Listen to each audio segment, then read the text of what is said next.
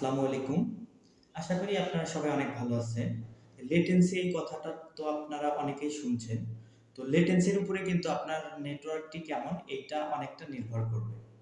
তো আজকের ভিডিওতে আমি আপনাদের সঙ্গে আলোচনা করব যে লেটেন্সিটা কি এবং হচ্ছে আপনার নেটওয়ার্কে কত লেটেন্সি থাকলে আপনি ধরে নিবেন যে আপনার নেটওয়ার্কটি অনেক ভালো।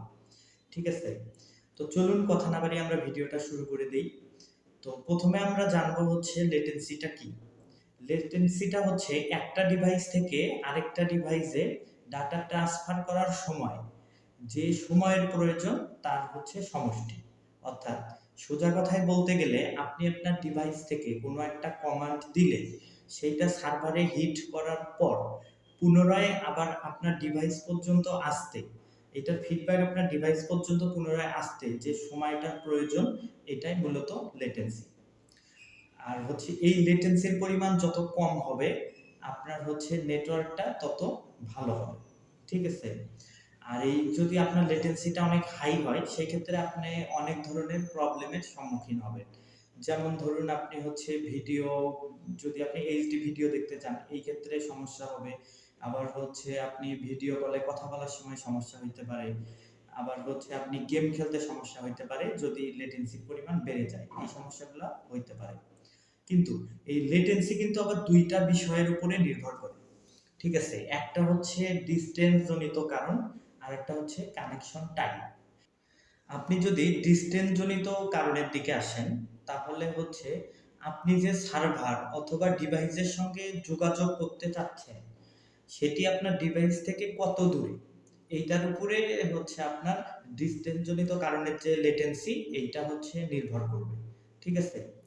এখন কিন্তু এটার কিন্তু একটা হিসাব আছে। সেটা হচ্ছে যে প্রতি আপনার ৬০ মাইলে ১ মিলিসেকেন্ড লেটেন্সি বৃদ্ধি পাবে। এটা হচ্ছে ডিসট্যান্স জনিত কারণের ক্ষেত্রে। আর দ্বিতীয় যে কারণটা আছে এটা হচ্ছে কানেকশন টাইম। তো এই বিষয়টাতে যদি আসেন, এইটা হচ্ছে আপনারা যে দেখবেন যে অনেক সময় দেখা যায় যে আপনারা আপনাদেরকে যে আইএসপিটা ইন্টারনেটটা প্রোভাইড করে থাকে, তো এই আইএসপি অনেক সময় দেখা যায় কি টিজে ব্যবহার না করে বোতল জয়েন ব্যবহার করে, মানে বোতল ব্যবহার করে। আবার হচ্ছে আপনার মনে করেন যে ফাইবার অনেক পুরাতন যদি হয়ে যায়, আবার মনে করেন যে ফাইবার যদি ব্যান খায়, তো এই কারণেও কিন্তু আপনার লেটেন্সিটা বেড়ে যাইতে পারে। ঠিক আছে? এটা হচ্ছে কানেকশন জনিত যে টাইপটা আছে এইটার উপরে ভিত্তি করে লেটেন্সি বাড়তে পারে। আপনার যদি লেটেন্সি ৮০ মিলিসেকেন্ড হয় তাহলে সেই ক্ষেত্রে কোনো প্রবলেম নাই। আপনারা আপনাদের ডিভাইসগুলো সুন্দরভাবে ইউজ করতে পারবেন। কিন্তু আপনার লেটেন্সিটা যদি হচ্ছে আপনি যদি ভারী কোনো কাজ করতে চান, যেমন হচ্ছে অনলাইন গেমিং আছে, তারপর হচ্ছে ভিডিও কলের মাধ্যমে যদি আপনারা কোনো মিটিং করতে চান, তো এই বিষয়গুলা যদি আপনারা দেখেন তো সেই ক্ষেত্রে আপনার লেটেন্সি যদি হচ্ছে ৫০ এর আশেপাশে থাকে সেই ক্ষেত্রে আপনি ধরে নিতে পারেন যে আপনার কানেকশনটা অনেক ভালো। ঠিক আছে? তো আমরা যেহেতু আমাদের বাংলাদেশে যেহেতু ৫০ এর আশেপাশে লেটেন্সি পাওয়া এটা সম্ভব না।